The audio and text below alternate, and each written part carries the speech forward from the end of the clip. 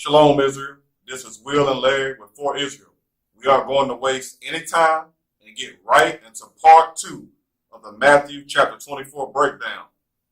Let's go back to verse 5 of Matthew chapter 24. Please read it. Matthew chapter 24, verse 5. For many shall come in my name, saying, I am Christ, and shall deceive many.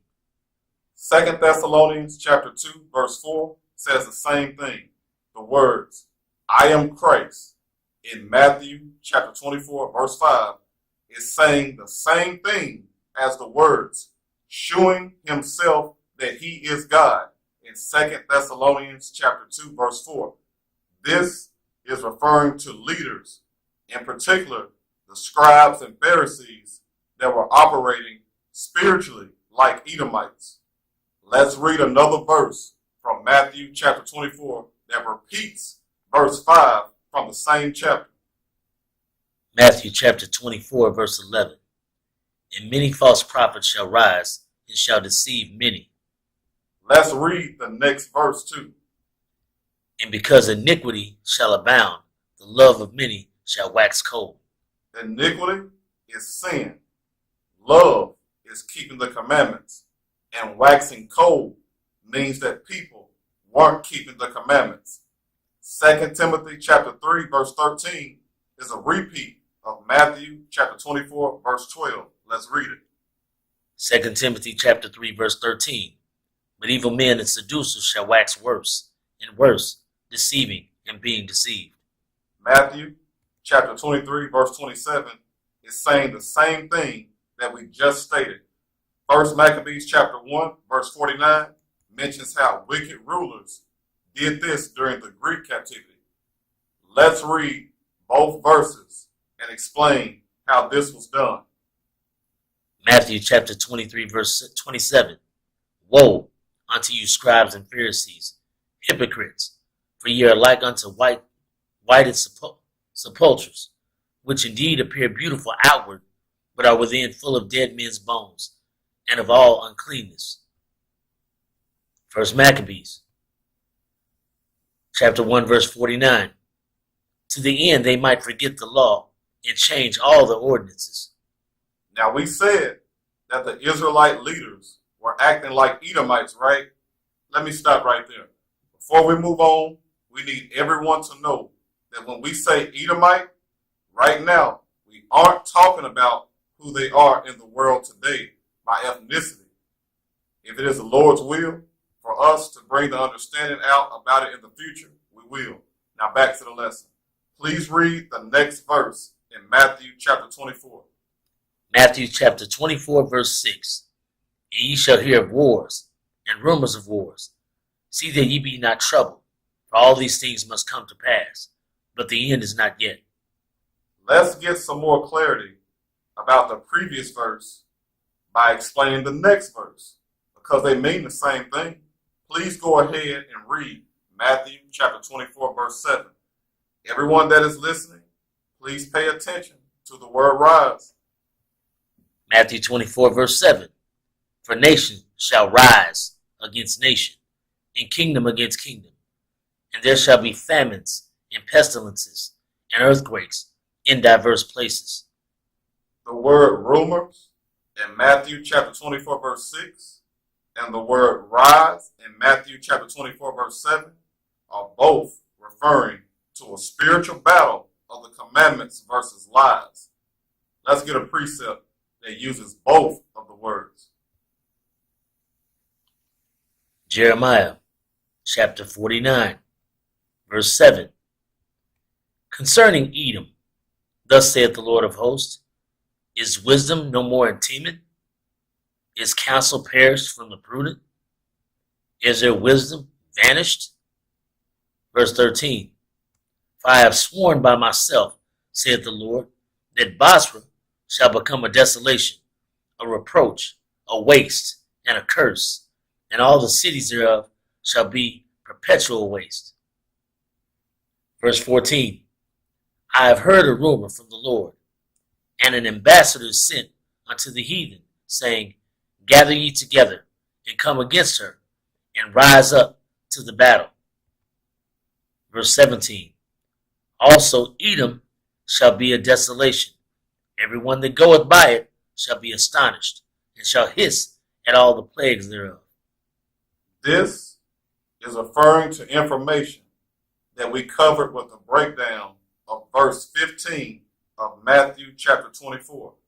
The nation and kingdom in Matthew chapter 24 verse 7 is referring to Israel. Let's go to Revelation chapter 12 verse 4 to get the understanding. Revelation chapter 12, verse 4. And his tail drew the third part of the stars of heaven, and did cast them to the earth. And the dragon stood before the woman, which was ready to be delivered, for to devour her child as soon as it was born. This verse says that the Edomite rulers used Israelite rulers to cause tribulation to the elect of Israel. The head is the heathen, and the tail is disobedient Israelites, according to Deuteronomy chapter 28, verse 44. The third is referring to the Israelites that will be saved, according to Zechariah chapter 13, verses 8 and 9. Revelation chapter 12 is a lesson all by itself that needs to be dealt with at another time. Let's go back to Matthew chapter 24, verse 7. The famines, pestilences, and earthquakes are all referring to the word not being taught properly. Now, could these things literally happen as an end of the world prophecy according to precepts of men? It is possible. We are just going to deal with what the Bible explains, not what men say. Verse 9 clarifies that these things are referring to the word not being taught properly. But let's deal with these words first. Amos chapter 8, verse 11 gives the famine definition. Let's get it. Amos chapter 8, verse 11. Behold, the days come, saith the Lord God, that I will send a famine in the land, not a famine of bread, nor a thirst for water, but of the hearing of the words of the Lord. The pestilence is referring to tribulation. The similitude of Mark chapter 13, verse 8 backs this up. It substitutes the word pestilence with trouble. Let's read it. Mark 13 and 8. For nation shall rise against nation, and kingdom against kingdom. And there shall be earthquakes in diverse places, and there shall be famines and troubles. These are the beginning of sorrows. Now the earthquakes are dealing with trouble too. The people that are leaders that don't go precept upon precept when they teach fall into the category right here. Isaiah 29, verse 4. And thou shalt be brought down, and shalt speak out of the ground, and thy speech shall be low out of the dust, and thy voice shall be as one that hath a familiar spirit out of the ground, and thy speech shall whisper out of the dust. Moreover, the multitude of thy strangers shall be like small dust, and the multitude of the terrible ones shall be as chaff that passeth away. Yea, it shall be at an instant suddenly. Thou shalt be visited of the Lord of hosts with thunder, and with earthquake and great noise, and with storms and tempest, and the flame of devouring fire. Disobedient teachers will not be over the people anymore. Please listen to our breakdown of the entire Malachi chapter 4 in our series that is titled, There Were Prophets from Malachi to John the Baptist.